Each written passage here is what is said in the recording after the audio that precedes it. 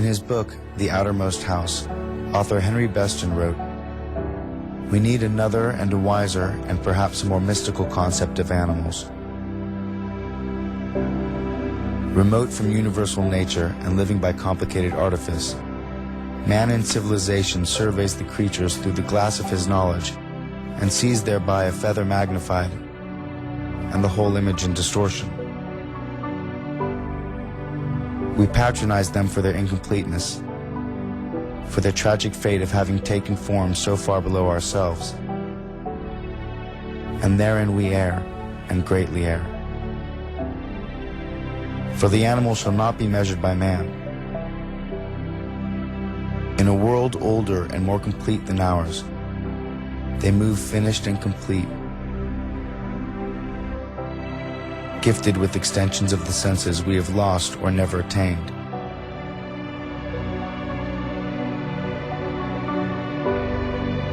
Living by voices we shall never hear.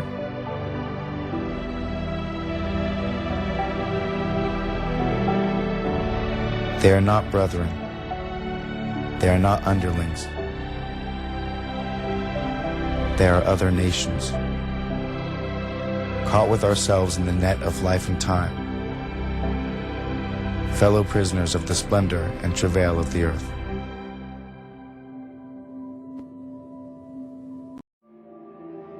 We enter as lords of the earth, bearing strange powers of terror and mercy alike. But human beings should love animals as the knowing love the innocent, and the strong love the vulnerable. When we wince at the suffering of animals, that feeling speaks well of us, even if we ignore it. And those who dismiss love for our fellow creatures as mere sentimentality overlook a good and important part of our humanity. But it takes nothing away from a human to be kind to an animal. And it is actually within us to grant them a happy life, and a long one.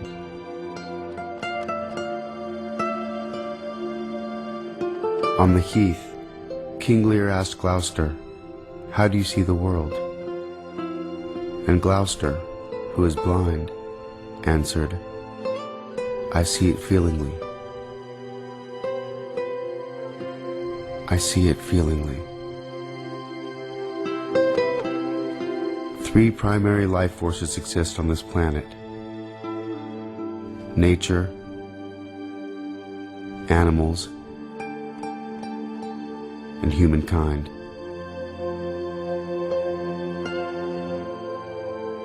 We are the Earthlings.